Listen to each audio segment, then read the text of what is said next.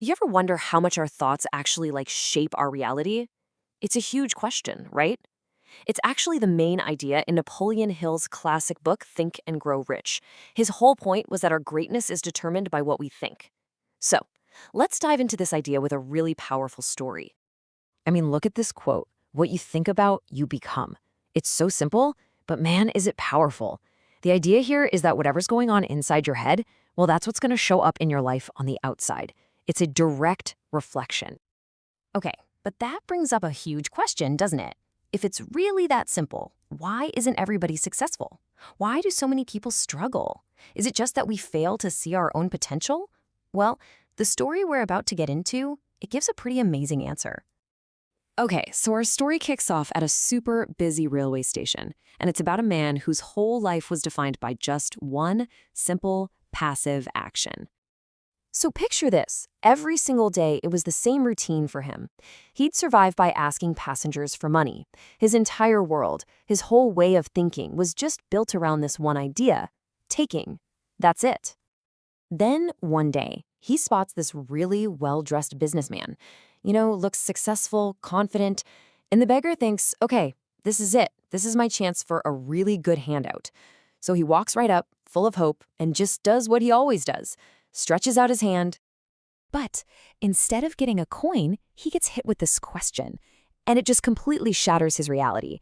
Do you always just take? Have you ever given anything to anyone? I mean, he's just stunned, right? He's a beggar. Of course he has nothing to give. Or so he thought. And this moment right here, it just perfectly shows two completely opposite ways of looking at the world. You've got the beggar's mindset, which is all about scarcity, the idea that you can only take. And then you have the businessman's mindset, which is all about value, about exchange. It's the difference between being a passive passenger in your own life and being an active driver. Now, the businessman, he isn't trying to be cruel here. He's just laying out his core philosophy, a basic principle of value. If you have nothing to give, you have no right to ask. And with that, he just gets on his train, leaving the beggar totally stunned, with this huge idea to chew on. So those words from the businessman just echoed in the beggar's head. And what happens next?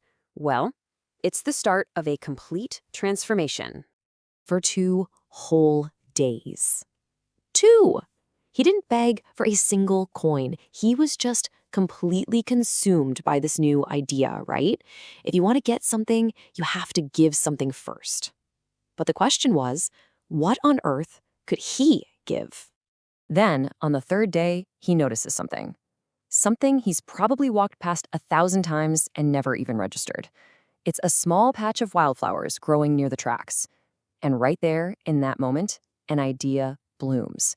And everything changes. He realizes he does have something to give. So he comes up with this whole new system. It's not just about taking anymore. Now it's a real exchange. Someone gives him a coin, and in return, he gives him a beautiful flower. See what's happening? He's not just taking money. He's actually creating a little moment of joy. And you know what? It totally worked. People were so happy. They'd smile, they'd thank him.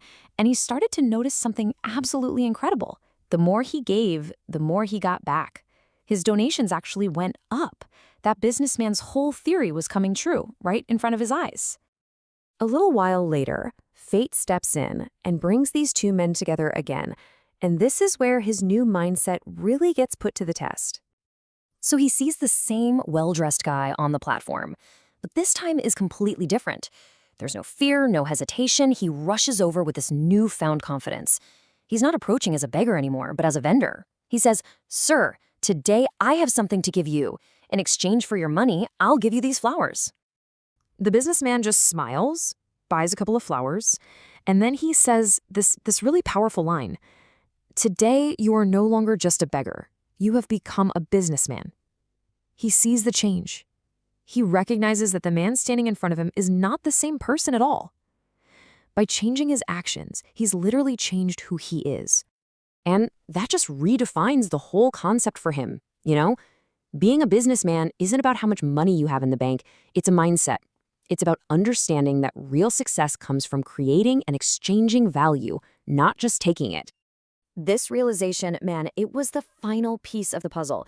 It unlocked a whole new way of thinking and just catapulted him towards a future he could have never, ever imagined. Just look at this progression. It's incredible. On day 1, he's a beggar. By day 3, he's a giver. A month later, he thinks of himself as a trader. And then, just 6 months later, he's a full-on business owner, having left the station far behind. And that brings us to their final meeting, 6 months later, back at the same station. The businessman sees another really sharp, well-dressed man who looks kind of familiar. And yeah, you guessed it, it's the former beggar, now a successful flower merchant, on his way to close his next big deal. The businessman is just blown away. He asks him what happened, what changed, and the flower seller lays out the most profound lesson he learned. You taught me one of life's greatest truths. We only receive when we give. He realized he was never really a beggar at all. He was always a businessman. He just needed to start seeing himself that way. So, what does this simple story about a beggar and some flowers really teach all of us? Let's kind of wrap this all up. When it comes right down to it, this story teaches us one huge thing. Your circumstances don't define you. Your mindset does. If you see yourself as someone who lacks things, as someone who can only take, well, that's who you'll be. But the second you recognize the value you have inside you, the moment you decide to become a giver, your entire future can change. So, I'm going to leave you with this question. Every single one of us has something valuable to offer the world. It could be a skill, an idea, just simple kindness, or a perspective that nobody else has. The first step to changing your reality is recognizing that value in yourself. So, what is it that you have to give?